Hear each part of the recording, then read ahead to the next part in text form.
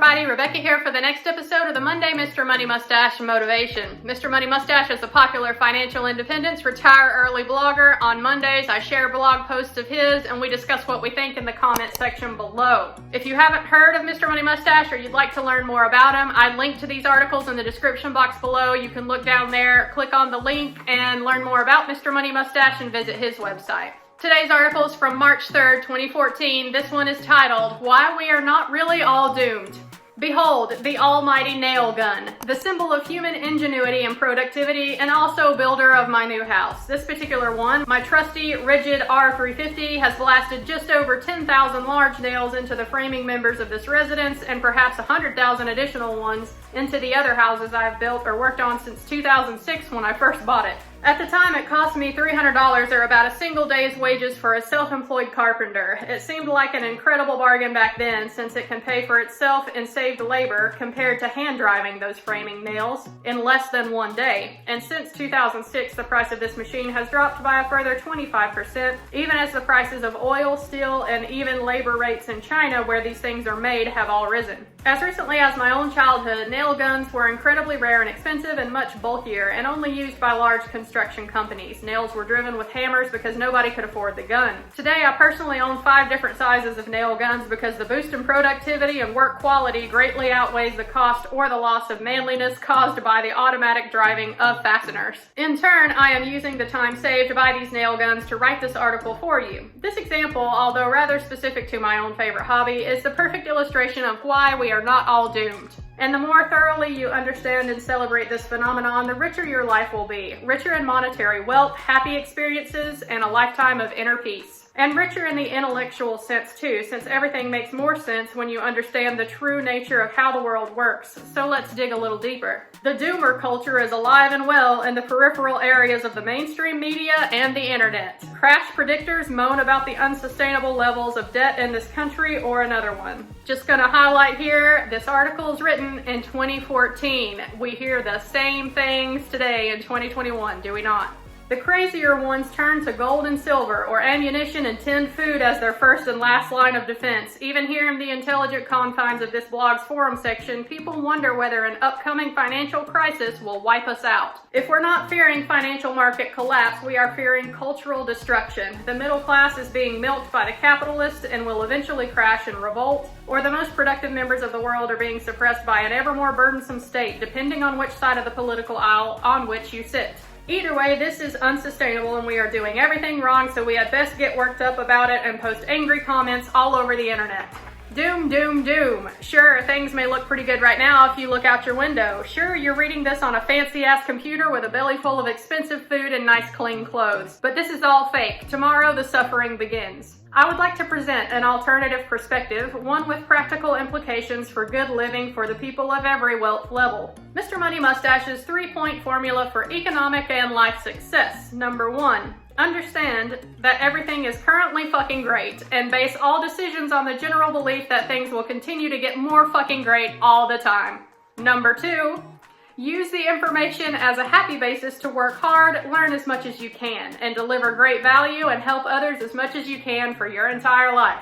Number 3, waste as little of the proceeds from this activity as possible, reinvesting them into doing more of step 2, further building and compounding both your strength and your happiness. Yep, that's all there is to it. It's bold, cheesy, simplistic, and contains some profanity just to let you know I really mean it. Yet it is oddly similar to the wisdom Warren Buffett just repeated in this year's annual letter to shareholders. In that classic, he compares market crashes and financial crises to a mouthy neighbor shouting his estimate of your farm's value over the fence at you while you are busy producing food from the land and the sunshine. Humankind's ability to live well and prosper depends at its core only on productive land, sunshine, and our collective knowledge. While the first item on the list is currently under some attack, the second comes with a billion-year guarantee, and the third is increasing so rapidly that it should easily be able to correct our current failures in the land department. In fact, this whole website is one tiny contribution towards that correction, a chunk of human knowledge that grows over time and helps to solve an existing problem, just like a nail gun.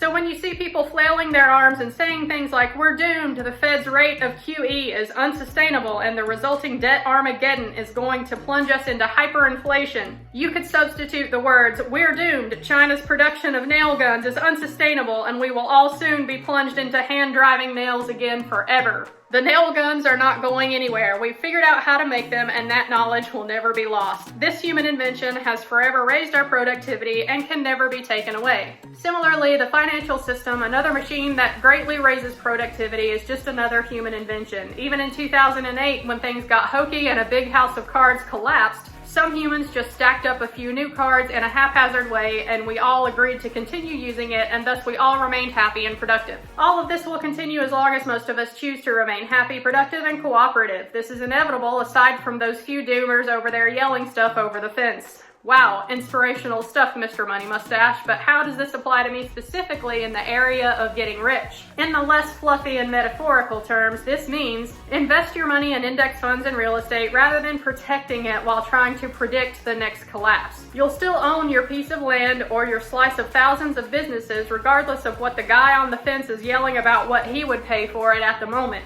Invest your time in furthering your own education, health, and meaningful relationships rather than drowning in worry, consuming passive entertainment, or protecting yourself from failure. Produce value for the world much more than you consume things from the world. Producing is a happier activity, and the inevitable money surplus caused by this habit will allow you to capitalize on, rather than being crushed by, fluctuations in the general upward trend of those first two tips. Are you going to be the one continually foretelling collapse, or will you spend the day out here growing some food for yourself instead? Thankfully, the general consensus was that we'll be fine, which is a good indicator for the future prosperity of those in the discussion. All right, guys, let me know what you think of this one down in the comment section below. Again, March 3rd, 2014 is when he wrote this article. Does this not sound exactly like what people are saying today? And it's true here, even in the financial YouTube space. If you are around any other finance or investing channels on YouTube, then you know a lot of them have the doom and gloom, a market crash is coming, real estate collapse is coming videos out there to get clicks and views. And it works. It gets clicks and views. There's something about our human nature that kind of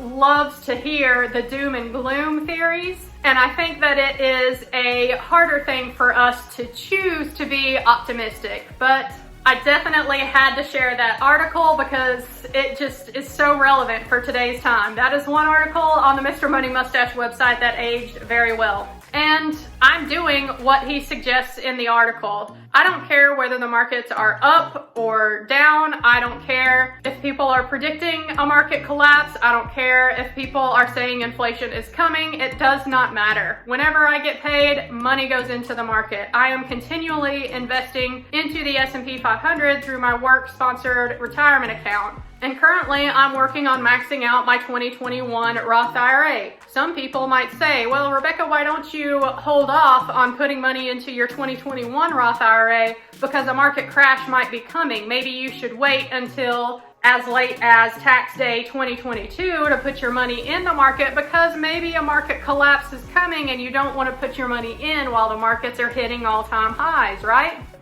Well, that is timing the market and trying to predict the market, and no one can really do that accurately, consistently, year over year. So when I get the money to invest, it goes in. It's as simple as that. So let me know what y'all thought of this article down in the comments section below. I will link to all the other Mr. Money Mustache articles I've done at the end of this video, and I'll see y'all next week for the next episode of the Monday Mr. Money Mustache Motivation. Thanks, y'all. Bye.